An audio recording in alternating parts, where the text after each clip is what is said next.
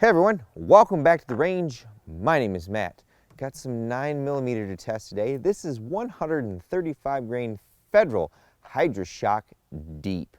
That's what she said. We'll throw him on the table and check out what we have in store today. Since 9mm is one of my more popular rounds for testing, I have 5 barrel lengths. We have a 3-inch, a 4, 4.5, 7.72, and 16. It's about 60 degrees outside today. We've got our Pro Chrono digital DLX at about 10 to 12 feet. We'll collect all the velocities on this round. We'll check for practical accuracy, and since this is a hollow point, we are going to test this in clear ballistics gel and possibly against some barriers depending on what I can find. It'll be interesting to see if we get expansion out of these shorter barrel lengths with this. Without further ado, we'll get into today's test. Up first, we'll grab our shortest barrel length, which is our Springfield Hellcat. This has the Apex enhanced trigger in it. I apologize if anything looks out of place. We had a slight rain intermission. I think if I forgot to mention in the beginning of the video, this ammunition was provided by Sam at SG Ammo with no strings attached. He's been a big supporter of the channel the last few years, helping us get ammunition to test so you guys can have those results. Make sure the chronograph hopefully reads after we took it down and then put it back up. Yep.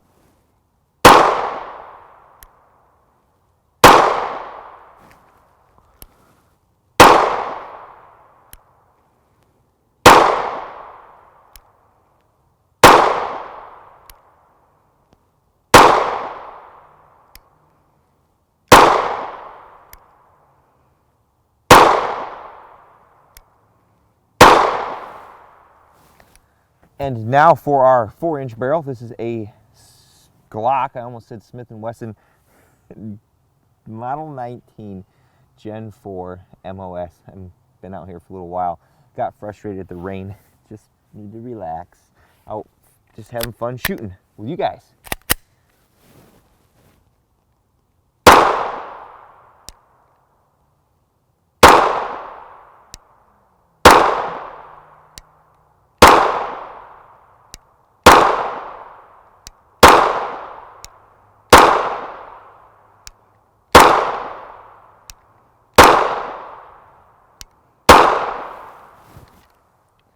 Ooh, a duplicate. Let's see what we get with the 4.5-inch barrel. And now our 4.5-inch barrel. This is an A.R.A.N.G.E Delta Gen 2 long slide OR or optics ready. I got a Holo Sun from Brownells to put on here, but the screws they provided were not long enough for our mounting plate, so I'll have to get some longer screws at home. So far, I'm really liking this pistol.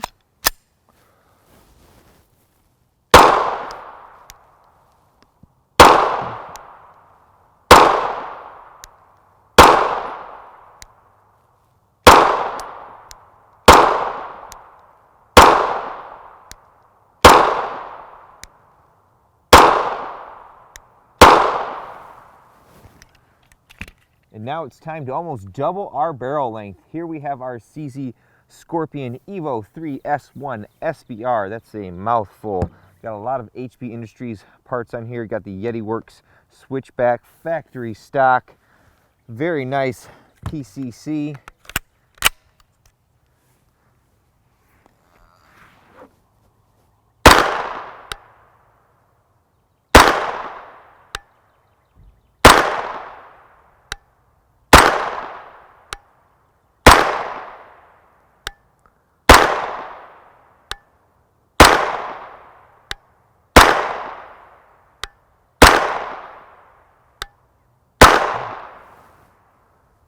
We had a couple will go supersonic, at least at my elevation. Otherwise, those are still considered subsonic, even though they're very close to that threshold.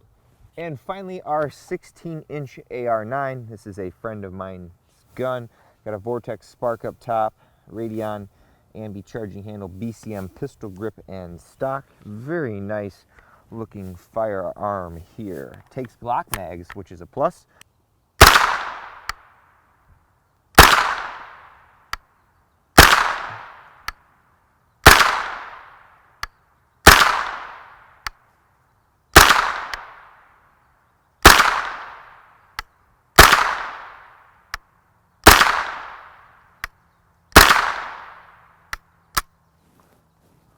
And that's all she wrote, folks. Here is our Hydra Shok Deep, 25 yards, our 16-inch using an 18 power primary arms, first focal plane scope. I think it's their silver line. It's only set to about 16, and it's on the lead sled, so I've got a lot of control. 0.719 inches and a best group of 0.597. That is the third best group that I shot today out of all the 9mm ammo that I've been testing. So pretty good results here at 25 yards, which is, you know, a good contact distance for 9mm. Minimal to no wind as well. Many months later. Now time for some jello shots. We have our clear ballistics gel 6x6x16 down yonder. Got the slow-mo going. We've got 4 different barrel lengths that we'll try against bear gel. Then I have some heavy denim. And then I'm trying to think of another barrier. I think we're going to use a thick piece of wood. So we'll start with our 3-inch, and then I'm going to take all 4 shots, and then we'll go down and talk about our results so we're not taking a lot of time.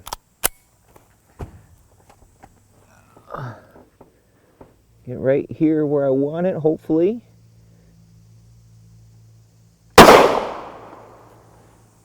Nice.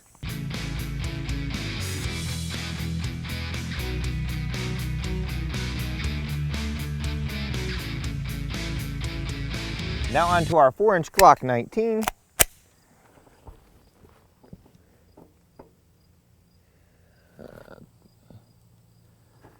Turn the old holo sun on here.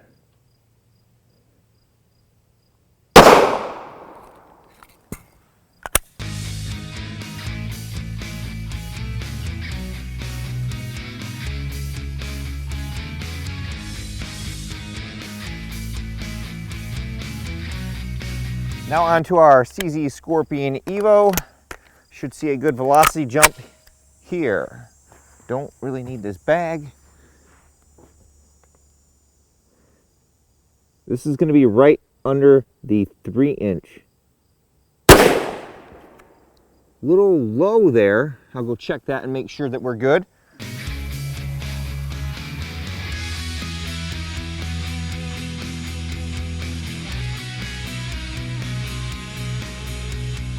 And now our 16-inch PCC. Maximum velocity here. Get lined up.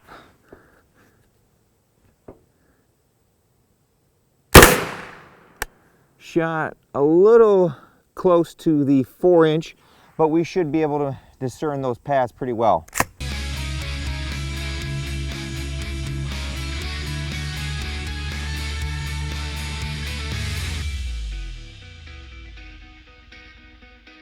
All right, here are all 4 of our wound channels with pistol ammunition going very slowly. We are not looking for large disruptions in the block because with slower bullets, you're only going to get permanent wound cavities, and that bullet's only going to damage things that it directly, you know, crushes or passes by. But we've got disruption early on. The largest wound channel that you see there is the 16-inch, which is this guy right here that extends right around to about the 8-inch mark. This guy up here is the 3-inch. The 4-inch is that one hiding behind it. The 7.72-inch I shot a little low. We actually bounded off the little backer there.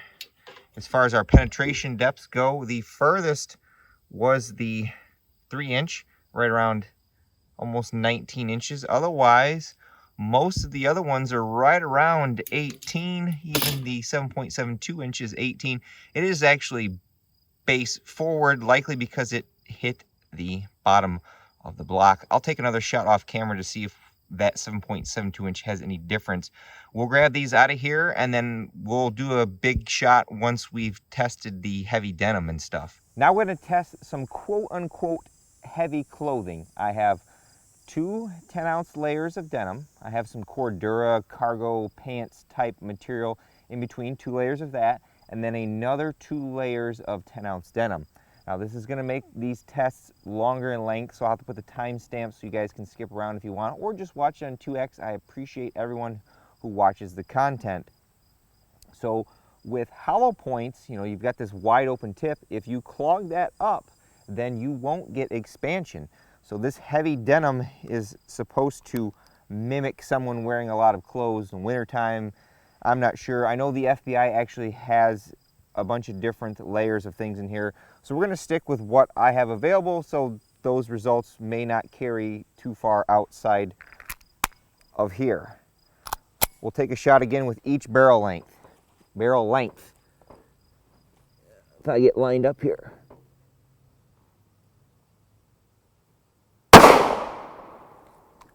Okay.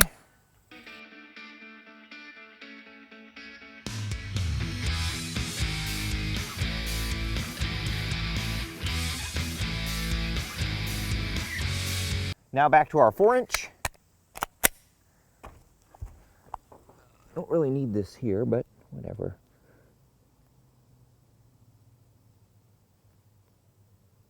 I'm making lots of smoke down there, that's for sure.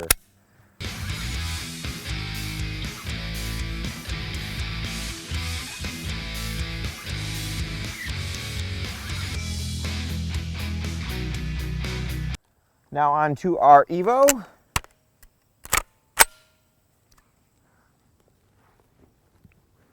I don't have my block put the right way, but we'll give it a whirl.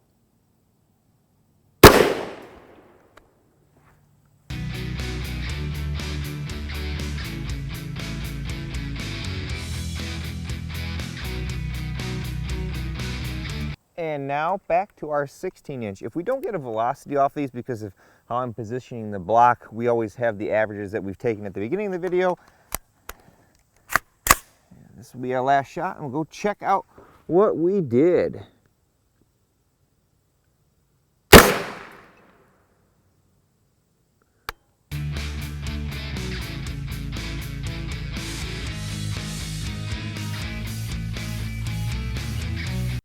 All right, we got all 4 of those shots in our block. I'm gonna get a lot of remelting to do here.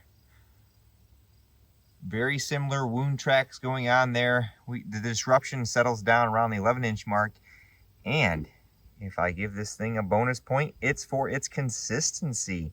Our maximum penetration reached is right around 19 3/4 by the Evo shot here. The 3-inch shot is this one in the foreground there, right around 18. The one back there that is, looks like it's pointing up right there, is the 16-inch, and then a 4-inch is right up here. So very consistent results. We'll pull these out, like I said, in a minute, and I'll do a summary. I got a piece of paper that I've written them down and placed them. But from here, I can see what looks like expansion, which through that heavy clothing is a good thing. Not sure someone wears that much denim or clothing, but it'll do it. All right, I have one more barrier that we're going to try. I have 6 inches of clear ballistics gel, then I have some beef spare ribs behind it. Hopefully we can actually hit the bone. Then I have the gel blocks behind that as well. I'm gonna try my best to hit the actual bone to make it a good barrier test. We'll start with the 3-inch here. If we don't get a velocity off this, I'm not too concerned.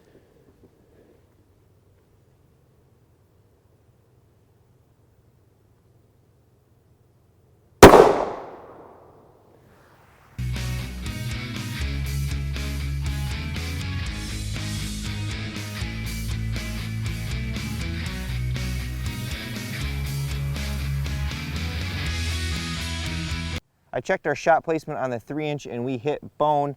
I'm kind of concerned that the penetration depth was limited because we went through 6 inches of gel first, then the bone. So for our 4-inch, I'm going to shoot directly into the bone first, then the gel behind it. This may completely change the results. Kind of why I like sticking to just bare gel and denim, but for science.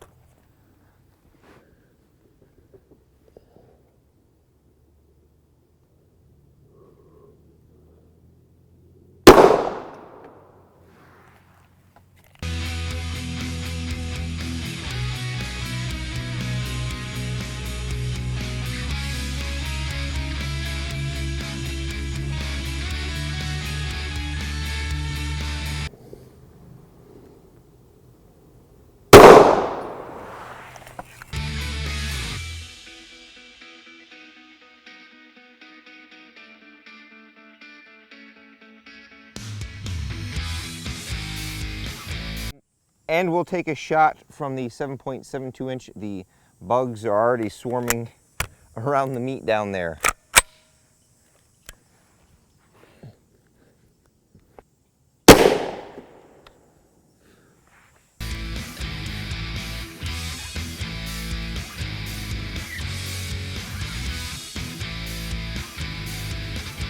I'm going to try to grab one more shot from the 7.72 inch and see if we can contain it in our block.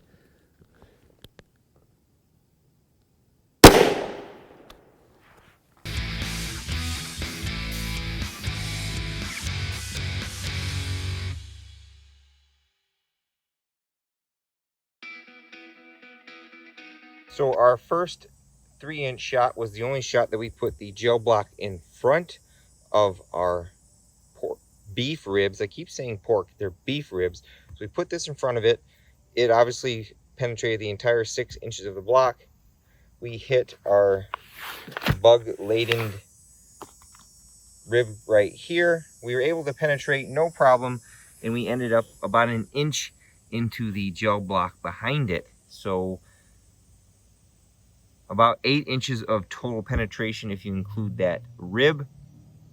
Then for the 4-inch, I took the block away and just shot into the ribs first. And we put 2 shots in because I didn't like placement on them. But one of them made it to 12 inches and the other to about 10.5. I do see some expansion there. We will dig these out in a minute, but not complete expansion. I don't see that signature deep post on there. Now this guy right here to the 9-inch mark is from our 7.72 inch. That is the second shot. The first shot went out this way and into our backstop and gosh knows where. Now with the 7.72 inch, we see some more expansion out of there. I'm going to admit right now that this is extremely hard to purposely hit the bone sections in this pack, even marking them out. Just nervous, and I've gotten some shots directly on the bone. Come to the backside here. It's obviously broken the bone and easily penetrated them.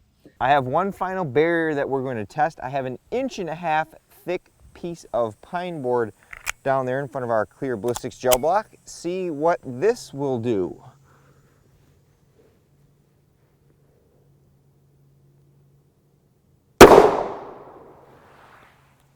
Grab a shot now from the 4-inch.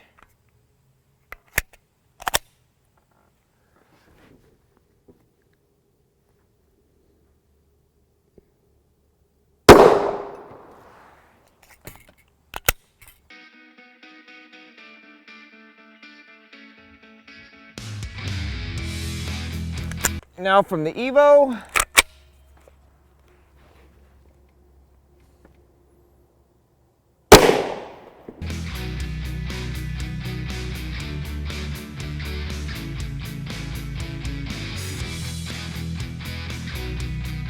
And finally from our 16-inch, because I only have 1 round left. I have to skip the Evo.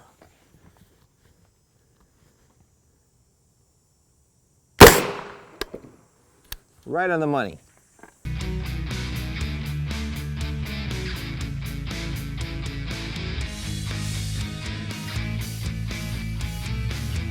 If you've seen other gel tests involving wood barriers, you know that typically can clog up that hollow point, and I think that's kind of what we have seen here.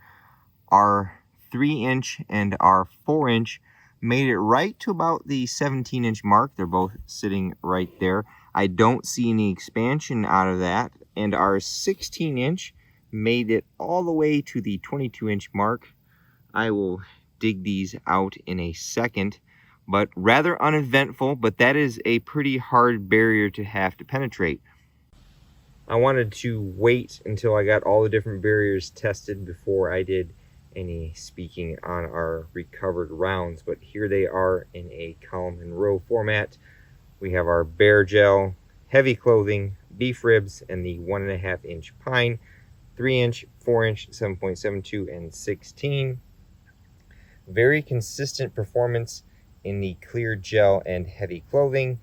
The beef ribs got some expansion and deformation happening there, but we don't see full expansion like we did with the bare gel. And as far as the 1.5-inch pine board goes, you can see the wood has clogged up the hollow point and you get no expansion. You get a little bit of that bullet squishing out in a couple different ways, but no expansion.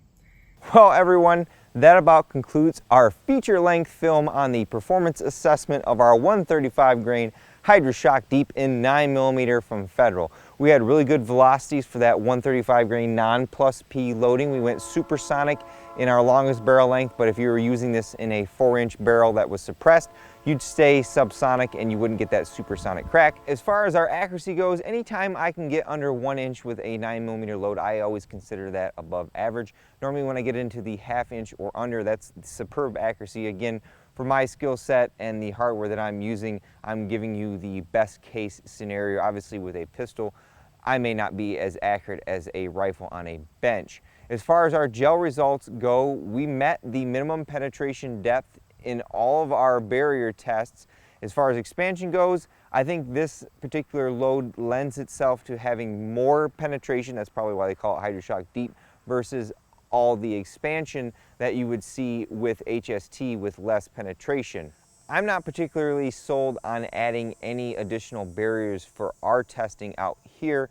Now, I will probably continue to add the heavy clothing for any of our pistol calibers that have a jacketed hollow point because it is possible to clog those up. But it seemed like with our ribs and our heavy pine, we're just introducing a bunch of variables that become harder and harder for me to control. After all that being said, would I consider this a viable self-defense personal protection load? I definitely think so. I would probably place it above more of the budget-oriented like Fiocchi and the Aguila and some of the really cheap jacketed hollow points. I probably wouldn't place it as high on my go-to list as HST, Gold Dot, or Ranger T, but if I couldn't find any of those three and I had to have something, I probably would feel safe with choosing the Hydra Shok Deep. Well, folks, it's time for me to go do some deadlifts, so I need to close this one out. At the end of all my videos, I take a moment to thank all those who helped make these possible. Number 1 is my Patreon supporters. Number 2 is Sam at SG Ammo for having this available for us to test. And of course, number 3 is you all for watching. Until next time, I'll catch you at the range.